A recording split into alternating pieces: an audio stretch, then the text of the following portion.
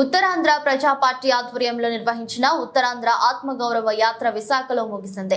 ఫిబ్రవరి 7న శ్రీకాకుళంలో ప్రారంభమైన ఈ యాత్ర విజయనగరం, తూర్పు గోదావరి, విశాఖపట్నం జిల్లాల్లో సుమారు 1500 కిలోమీటర్ల మేర కొనసాగి విశాఖలో ముగిసింది. ఈ సందర్భంగా విశాఖలో నిర్వహించిన సభలో ఉత్తరాంధ్ర ప్రజా పార్టీ కార్యనిర్వాహక అధ్యక్షుడు మెట్ట రామారావు మాట్లాడుతూ 23 రోజుల పాటు సాగిన ఉత్తరాంధ్ర ఆత్మగౌరవ యాత్రలో విస్తృతంగా పర్యటించామని, 1500 కిలోమీటర్ల పాటు సాగిన ఈ యాత్రలో ఈ ప్రాంతం చాలా వెనుకబడి ఉందన్నారు. జిల్లాల విభజన జరిగినప్పుడు 58 అసెంబ్లీ నియోజకవర్గం ఉన్న ఉత్తరాంధ్ర ప్రాంతం 53 అసెంబ్లీ నియోజకవర్గం కుదించబడిందన్నారు. ఉత్తరాంధ్ర ప్రాంతం అభివృద్ధి కావాలంటే టీడీపీ, వైసీపీలను ఇంటికి పంపి ఉత్తరాంధ్ర ప్రజా పార్టీ సభ్యులను గెలిపించాలని కోరారు. ఈ కార్యక్రమంలో పార్టీ రాష్ట్ర అధ్యక్షుడు కర్రి ఆదిబాబు, ఉపాధ్యక్షుడు కూన రామారావు, ప్రధాన కార్యదర్శి విశాఖ జిల్లా సమన్వయకర్త శ్రీ లక్ష్మీలతో పాటు సుమారు 500 కార్యకర్తలు పాల్గొన్నారు.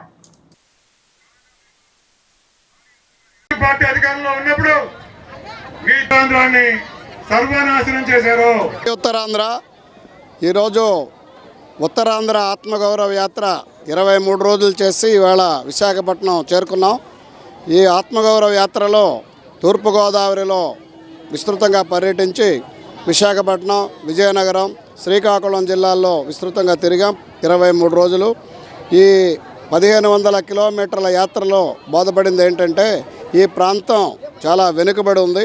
తూర్పుగోదావరి బాగా అభివృద్ధి చెందింది అనుకుంటారు, కానీ అది కాకుండా అది ఇంకా చాలా వెనుకబడిపోయిందని చెప్పడానికి ఉదాహరణ ఏంటంటే అక్కడ ఉన్న కాపు సోదరులు, నేను 84, 88లో ఇంజనీరింగ్ చదివేటప్పుడు అక్కడ విస్తృతంగా తిరిగాను. నా ఫ్రెండ్స్ ఉండేవాళ్ళు. ఇప్పుడు కాపులంతా వాళ్ళు వ్యవసాయదారుల నుండి కూలీలు అయిపోయారు. అక్కడ నుండి వలసలు ఎక్కువైపోయి ఆడపిల్లలు కూడా వలసలు వెళ్తున్నారు. అసలు తూర్పుగోదావరి నుండే అసలు మన 58 స్థానాల నుండి 53 అయినప్పుడు 5 స్థానాలు కోల్పోతే తూర్పుగోదావరిలో 4 ఎమ్మెల్యే స్థానాలు కోల్పోయారు. అంటే మనకు ఒక స్థానం ఈ శ్రీకాకుళం, విజయనగరం, విశాఖపట్నం నుండి కోల్పోతే తూర్పుగోదావరి నుండి 4 కోల్పోయారు. అంటే తూర్పుగోదావరి మిగతా 3 జిల్లాల కంటే అక్కడ నుండి వలసలు ఎక్కువ ఉన్నాయని దీనికి ఇది ఉదాహరణ. అలాగే చూస్తే మన శ్రీకాకుళంలో వెళ్తే మేము యాత్రలో 4-5 రోజులు మేము అక్కడ ఉండటానికి వసతి కూడా లేకుండా ఉంది. ఎందుకంటే అక్కడ హోటల్స్ కూడా ఉండడానికి లేవు. అంటే యాత్రికులు కానీ వ్యాపారానికి కానీ ఎవరు వెళ్ళటం లేదని అర్థం. అలాగే భోజనానికి కూడా ఆ ఏరియాలో హోటల్స్ లేవు. అంటే శ్రీకాకుళం అంత బ్యాక్వర్డ్గా ఉంది. అంటే అక్కడ నుండి వలసలు వెళ్ళే వాళ్ళు కానీ అక్కడికి వలస వచ్చే వాళ్ళు ఎవరు లేరు. కాబట్టి ఇదంతా కారణం ఏంటంటే మన ఉత్తరాంధ్రకి నీరు లేదు. గోదావరి నీరు మనకి ఇవ్వకుండా ఈ చంద్రబాబు నాయుడు గారు, తర్వాత ఇప్పుడు జగన్మోహన్ రెడ్డి గారు వాళ్ళ పార్టీలు మనకి అడ్డుపడుతున్నాయి. అది కాకుండా మనం ఇప్పుడు ఉత్తరాంధ్రకి అభివృద్ధి చేయాలంటే ముఖ్యంగా నీరు కావాలి.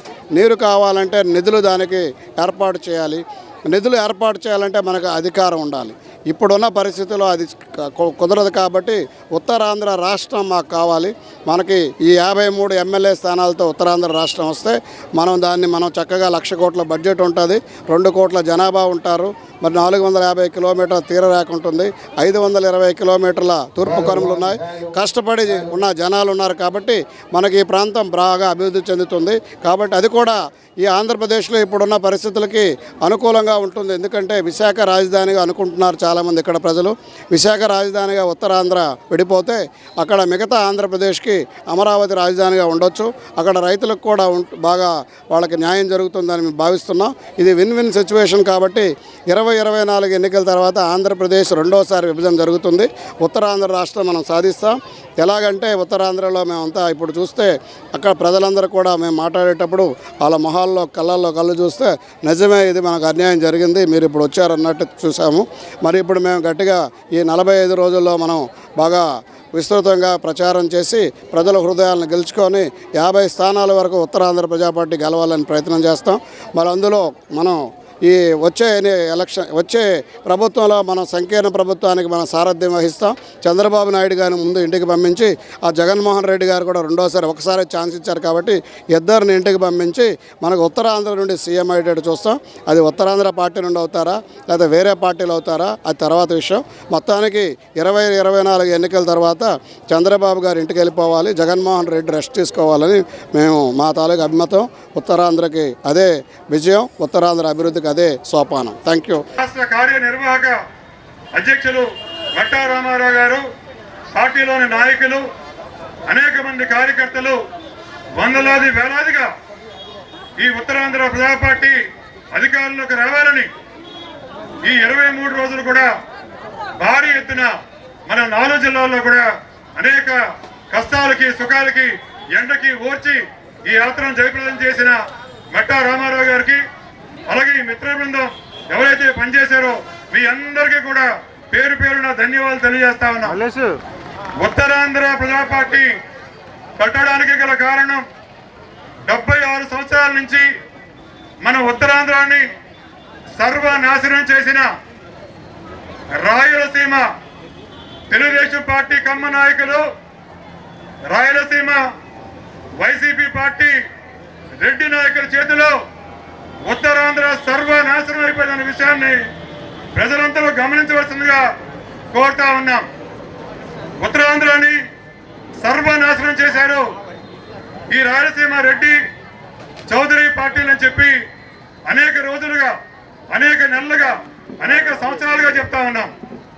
మరి నిన్న మీకు చూశారు, ధర్మాన ప్రసాద్ గారు మంత్రి గారు మాట్లాడుతూ ఒక సుబ్బారెడ్డి వచ్చాడు, శ్రీకాకుళంలో నాకు భూమి కావాలన్నాడు, నేను సుబ్బారెడ్డిని అక్కడ తంతానని చెప్పాను అని మంత్రి ధర్మాన ప్రసాద్ గారు చెప్పారు.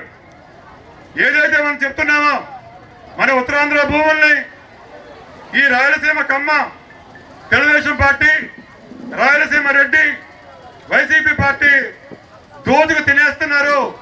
మన బలహీన బడుగు వర్గాలు, బీసీ, ఎస్సీ, ఎస్టీ మైనారిటీలు, ఉత్తరాంధ్రలో ఉన్న పేదవారిని సర్వనాశనం చేస్తున్నారని చెప్పి ఉత్తరాంధ్ర రాష్ట్రం కావాలని ఉత్తరాంధ్ర ప్రజా పార్టీ పెట్టడం జరిగింది.